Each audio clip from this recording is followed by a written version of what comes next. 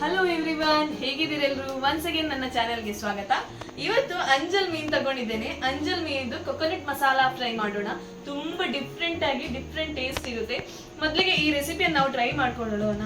ಅದಕ್ಕಿಂತ ಮುಂಚೆ ಯಾರಾದ್ರೂ ನನ್ನ ಚಾನೆಲ್ಗೆ ಹೊಸದಾಗಿ ಬಂದಿದ್ರೆ ಪ್ಲೀಸ್ ಸಬ್ಸ್ಕ್ರೈಬ್ ಮಾಡಿ, ಮತ್ತೆ ಪಕ್ಕದಲ್ಲಿರುವ ಬೆಲ್ ಬಟನ್ ಅನ್ನು ಪ್ರೆಸ್ ಮಾಡಿ. ಬನ್ನಿ ರೆಸಿಪಿ ನೋಡ್ಕೊಂಡು ಬರೋಣ.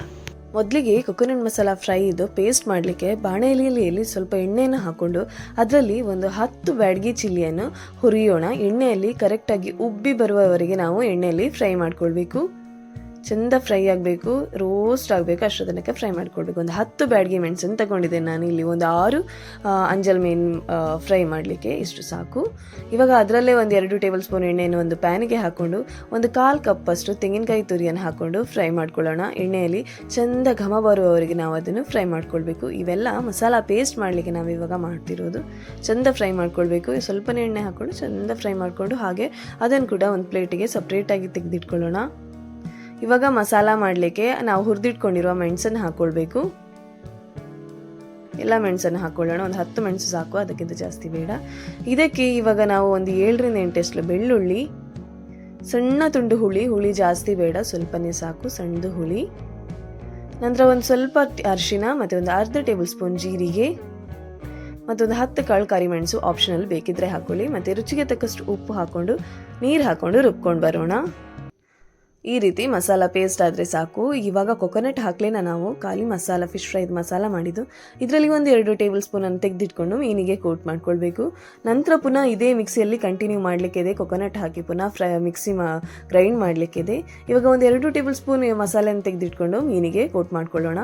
ಎಲ್ಲ ಅಂಜಲ್ ಮೀನನ್ನು ನಾನು ಒಂದು ಪ್ಲೇಟಿಗೆ ಹಾಕ್ಕೊಂಡು ಅದಕ್ಕೆ ಮಾಡಿಟ್ಕೊಂಡಿರುವ ಮಸಾಲವನ್ನು ಕೋಟ್ ಮಾಡ್ಕೊಳ್ತಿದ್ದೀನಿ. ಹೆವಿ ಮ್ಯಾರಿನೇಷನ್ ಏನು ಬೇಕಂತಿಲ್ಲ, ಲೈಟಾಗಿ ಕೋಟ್ ಮಾಡ್ಕೊಳ್ಳಿ 2 ಕಡೆ. ಈ ರೀತಿ ಮಸಾಲ ಕೋಟ್ ಮಾಡಿದ್ದನ್ನು ಒಂದು ಅರ್ಧ ಗಂಟೆ ಹಾಗೆ ಇಟ್ಟು ಬಿಡೋಣ. ಇವಾಗ ನಾವು ಪುನಃ ಮಿಕ್ಸಿ ಹತ್ರ ಬರೋಣ. ಇಲ್ಲಿ ನಾವು ಅರ್ಧ ಪೇಸ್ಟ್ ಮಾಡಿ ಇಟ್ಕೊಂಡಿದ್ದೇವೆ. ಇದಕ್ಕೆ ಇವಾಗ ನಾವು ತುರಿದಿಟ್ಕೊಂಡಿರೋ ಎಣ್ಣೆಯಲ್ಲಿ ಫ್ರೈ ಮಾಡಿದ ತೆಂಗಿನಕಾಯಿ ತುರಿಯನ್ನು ಹಾಕ್ಕೊಂಡು ಪುನೊಂದ್ಸಲ ಫೈನ್ ಪೇಸ್ಟ್ ಮಾಡ್ಕೊಂಡು ಬಂದರೆ ನಮ್ಮದು ಕೊಕೊನಟ್ ಮಸಾಲ ಫ್ರೈದು ಪೇಸ್ಟ್ ರೆಡಿ ಆಗುತ್ತೆ. ಇವಾಗ ಪ್ಯಾನಿಗೆ ನಾವು ಮೆಣಸು ಫ್ರೈ ಮಾಡಿದ ಎಣ್ಣೆಯಲ್ಲಿ ಒಂದು 3 ಟೇಬಲ್ ಸ್ಪೂನ್ ಎಣ್ಣೆ ಹಾಕ್ಕೊಂಡು ಅದಕ್ಕೆ ಸ್ವಲ್ಪ ಕರಿಬೇವನ್ನು ಹಾಕ್ಕೊಳ್ಳೋಣ. ಕರಿಬೇವು ಇಲ್ಲ ಅಂದರೂ ನಡೀತದೆ, ಇದ್ರೆ ಹಾಕ್ಕೊಳ್ಳಿ. ಇವಾಗ ಮ್ಯಾರಿನೇಷನ್ ಮಾಡಿಟ್ಕೊಂಡಿರುವ ಮೀನನ್ನು ಹಾಕ್ಕೊಳ್ಳೋಣ. ಎಲ್ಲ ಜಾಸ್ತಿ ಹಾಕ್ಲಿಕ್ಕೆ ಹೋಗಬೇಡಿ, ಪ್ಯಾನಿಗೆ ಎಷ್ಟು ಹಿಡಿತದೆ ಅಷ್ಟು ಹಾಕ್ಕೊಂಡು ಹಾಗೆ ಫ್ರೈ ಆಗಲಿಕ್ಕೆ ಬೇಡಿ. ಒಮ್ಮೆಲೆ ಸ್ಪೂನ್ ಹಾಕ್ಲಿಕ್ಕೆ ಹೋಗಬೇಡಿ. ಮೀಡಿಯಮ್ ಟು ಹೈ ಫ್ಲೇಮಲ್ಲಿ ಒಂದು 3 ನಿಮಿಷ ಕುಕ್ ಮಾಡಿ. ಕುಕ್ ಆದ ನಂತರ ಇನ್ನೊಂದು ಬದಿಗೆ ಫ್ಲಿಪ್ ಮಾಡ್ಕೊಳ್ಳೋಣ. ಒಂದು 90% ಕುಕ್ ಆದರೆ ಸಾಕು, ಮತ್ತೊಂದು 10% ಮಸಾಲೆಯಲ್ಲಿ ಕುಕ್ ಆಗುತ್ತೆ. ಈ ರೀತಿ ಕುಕ್ ಮಾಡ್ಕೊಳ್ಳೋಣ. ಒಂದು ಬದಿ ಫ್ಲಿಪ್ ಮಾಡ್ಕೊಳ್ಳಿ. ಹೀಗೆ ನಾನು ಎಲ್ಲ ಮೀನನ್ನು ಫ್ಲಿಪ್ ಮಾಡ್ಕೊಳ್ತಿದ್ದೇನೆ. ಹೀಗೆ ಫ್ಲಿಪ್ ಮಾಡ್ತಾ ಕುಕ್ ಆದದನ್ನು ತೆಗೆದಿಟ್ಕೊಳ್ಳಿ.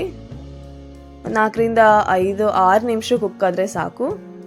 ಎಲ್ಲ ಮೀನನ್ನು ತೆಗೆದಿಟ್ಕೊಳ್ಳೋಣ. ಉಳಿದ ಮೀನಿದ್ರು ಕೂಡ ಅದನ್ನು ಕೂಡ ಫ್ರೈ ಮಾಡ್ಕೊಂಡು ಮೊದಲಿಗೆ ತೆಗೆದಿಟ್ಕೊಳ್ಳಿ. ಇವಾಗ ಅದೇ ಪ್ಯಾನಿಗೆ ಬೇಕಿದ್ರೆ ಎಣ್ಣೆ ಹಾಕೊಳ್ಳಿ, ಇಲ್ಲಾಂದ್ರೆ ಬೇಡ, ಅದರಲ್ಲಿ ಇದ್ರೆ ಅಷ್ಟೇ ಸಾಕಾಗುತ್ತೆ. ಇವಾಗ ಪುನಃ ಸ್ವಲ್ಪ ಕರಿಬೇವು ಹಾಕ್ಕೊಂಡು ನಾವು ಮಾಡಿಟ್ಕೊಂಡಿರುವ ಮಸಾಲವನ್ನು ಹಾಕ್ಕೊಳ್ಳೋಣ. ಕೊಕೊನಟ್ ಮಸಾಲವನ್ನು ಹಾಕ್ಕೊಳ್ಳೋಣ. ಇದನ್ನು ಎಣ್ಣೆಯಲ್ಲಿ ಚೆಂದ ಫ್ರೈ ಮಾಡ್ಕೊಳ್ಬೇಕು. ಕಲರ್ ಚೇಂಜ್ ಆಗುವ ತನಕ ಇದು ಫ್ರೈ ಆಗಬೇಕು. ಮೀಡಿಯಮ್ ಟು ಲೋ ಫ್ಲೇಮಲ್ಲಿ ಕುಕ್ ಮಾಡ್ಕೊಳ್ಳೋಣ. ಈ ರೀತಿ ಕರೆಕ್ಟಾಗಿ ಮಿಕ್ಸ್ ಮಾಡ್ಕೊಳ್ಬೇಕು. ಎಣ್ಣೆಯಲ್ಲಿ ಚೆಂದ ಮಿಕ್ಸ್ ಆಗಬೇಕು. ಎಣ್ಣೆಯಲ್ಲಿ ಅದು ಮೊದಲಿಗೆ ಕುಕ್ ಆಗಬೇಕು, ಆವಾಗಲೇ ಅದರ ಅರೋಮ ಬರೋದು. ಇವಾಗ ರುಚಿಗೆ ತಕ್ಕಷ್ಟು ಉಪ್ಪು ಹಾಕ್ಕೊಳ್ಳೋಣ. ಸ್ವಲ್ಪನೇ ಸಕ್ಕರೆ ಹಾಕ್ಕೊಳ್ಳೋಣ. ಟೇಸ್ಟ್ ಬ್ಯಾಲೆನ್ಸ್ ಮಾಡಲಿಕ್ಕೆ ಸ್ವಲ್ಪ ಸಕ್ಕರೆ ಹಾಕ್ಕೊಂಡಿದ್ದೇನೆ ಅಷ್ಟೇ. ಬೇಡ ಅಂದರೆ ತೆಗಿಬೋದು, ನಿಮಗೆ ಬೇಕಿದ್ರೆ ಹಾಕ್ಕೊಳ್ಳಿಲ್ಲ ಅಂದರೆ ನೋ ಪ್ರಾಬ್ಲಮ್, ಹಾಕದೇ ಇದ್ದರೂ ನಡೀತದೆ. ಇವಾಗ ನೋಡಿ, ಸ್ವಲ್ಪ ತುಪ್ಪ ಹಾಕ್ಕೊಳ್ತಿದ್ರೆ 1 ಟೇಬಲ್ ಸ್ಪೂನ್ ಅಷ್ಟು ತುಪ್ಪ ಹಾಕ್ಕೊಂಡೆ. ತುಪ್ಪ ಕೂಡ ಆಪ್ಷನಲ್ಲೂ, ಬೇಕಿದ್ರೆ ಹಾಕ್ಕೊಳ್ಳಿ. ಇವಾಗ ಎಲ್ಲವನ್ನು ಕರೆಕ್ಟಾಗಿ ಮಿಕ್ಸ್ ಮಾಡ್ಕೊಳ್ಬೇಕು. ಈ ಕಲರ್ ಇದೆ ನೋಡಿ, ಇವಾಗ ಇದು ಕುಕ್ ಆಗ್ತಾ ರೆಡ್ ಕಲರ್ಗೆ ಬರಬೇಕು. ಸ್ವಲ್ಪ ನೀರು ಹಾಕ್ಕೊಂಡು ಒಂದೊಂದ್ಸಲ ಮಿಕ್ಸ್ ಮಾಡ್ಕೊಳ್ಳೋಣ.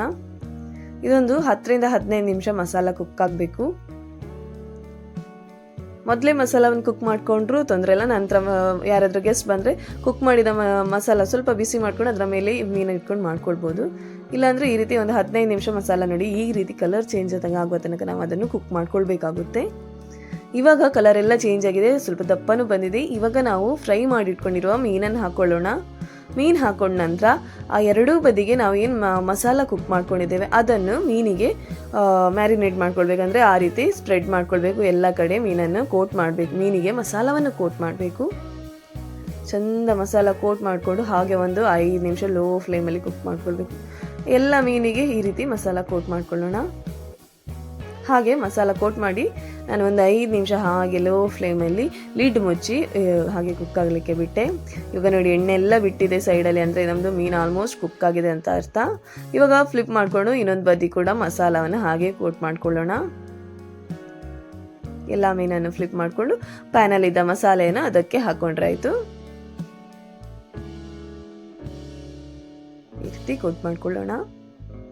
ಹಾಗೆ ಲಿಡ್ ಮುಚ್ಚಿ ಹಾಗೆ 1-2 ನಿಮಿಷ ಲೋ ಫ್ಲೇಮಲ್ಲಿ ಕುಕ್ ಆದರೆ ನಮ್ಮದು ಅಂಜಲ್ ಕೊಕೊನಟ್ ಫ್ರೈ ರೆಡಿಯಾಗಿದೆ. ಇವಾಗ ಮೇಲ್ಗಡೆಯಿಂದ ಸ್ವಲ್ಪ ಕೊತ್ತಂಬರಿ ಸೊಪ್ಪು ಹಾಕ್ಕೊಂಡು ಹಾಗೆ ಲಿಡ್ ಮುಚ್ಚಿ ಒಂದು 30 ಸೆಕೆಂಡ್ಸ್ ಆದ ನಂತರ ಓಪನ್ ಮಾಡಿದರೆ ನಮ್ಮದು ಅಂಜಲ್ ಕೊಕೊನಟ್ ಫ್ರೈ ರೆಡಿ. ನೋಡಿ ಎಷ್ಟು ಚೆಂದ ಬಂದಿದೆ ನೋಡಿ. ಟೇಸ್ಟ್ ಅಂತೂ ಸೂಪರ್ ಆಯಿತಾ, ಹೇಳಲಿಕ್ಕಿಲ್ಲ. ಆ ಟೇಸ್ಟೇ ಡಿಫ್ರೆಂಟ್ ಇರುತ್ತೆ, ನಾರ್ಮಲ್ ಫ್ರೈಗಿಂತ ಇದರ ಟೇಸ್ಟ್ ಡಿಫ್ರೆಂಟ್ ಅಂದರೆ ಡಿಫ್ರೆಂಟ್ ಇರುತ್ತೆ. ನೀವು ಕೂಡ ಟ್ರೈ ಮಾಡಿದರೆ ಹೇಗಾಗಿದೆ ಅಂತ ಹೇಳಿ. ಹಾಗೆ ಪ್ಲೇಟಿಗೆ ಹಾಕ್ಕೊಂಡು ಹಾಗೆ ಮೇಲ್ಗಡೆಯಿಂದ ಸ್ವಲ್ಪ ಕೊತ್ತಂಬರಿ ಸೊಪ್ಪು ಹಾಕ್ಕೊಂಡೆ ಗಾರ್ನಿಶಿಂಗ್ಗೆ. ತುಂಬ ಟೇಸ್ಟಿಯಾಗಿ ಬರುತ್ತೆ, ನೋಡಲಿಕ್ಕೂ ಅಷ್ಟೇ ತುಂಬ ಅಟ್ರಾಕ್ಟಿಂಗ್ ಆಗಿದೆ. ನೀವು ಕೂಡ ಟ್ರೈ ಮಾಡಿದರೆ ಒಂದ್ಸಲ ಹೇಗಾಗಿದೆ ಅಂತ ನನಗೆ ಕಮೆಂಟ್ ಬಾಕ್ಸಲ್ಲಿ ಹೇಳಿ. ನೋಡಿದ್ರಲ್ಲ ಅಂಜಲ್ ಕೊಕೊನಟ್ ಫ್ರೈ ಹೇಗೆ ಮಾಡೋದಂತ, ತುಂಬಾ ಟೇಸ್ಟಿಯಾಗಿ ಬರುತ್ತೆ. ಯಾರಾದ್ರೂ ಗೆಸ್ಟ್ ಬಂದಾಗ ಈ ರೀತಿ ಡಿಫ್ರೆಂಟ್ ಆಗಿ ಅಂಜಲ್ ಇದು ಫ್ರೈ ಮಾಡಿ ಕೊಡಿ. ಕೊಕೊನಟ್ ಮಸಾಲಾ ಫ್ರೈ ತುಂಬಾ ಟೇಸ್ಟಿಯಾಗಿ ಬರುತ್ತೆ. ನೀವು ಕೂಡ ಟ್ರೈ ಮಾಡಿ, ಮತ್ತೆ ಗೆಸ್ಟಿಗೂ ನೀವು ಮಾಡಿಕೊಡಿ ಅವರಿಗೆ. ಮತ್ತೆ ಯಾರಾದ್ರೂ ನನ್ನ ಚಾನಲ್ಗೆ ಹೊಸದಾಗಿ ಬಂದಿದ್ರೆ ಪ್ಲೀಸ್ ಸಬ್ಸ್ಕ್ರೈಬ್ ಮಾಡಿ, ಮತ್ತೆ ಈ ರೆಸಿಪಿಯನ್ನು ಟ್ರೈ ಮಾಡಿ. Thank you.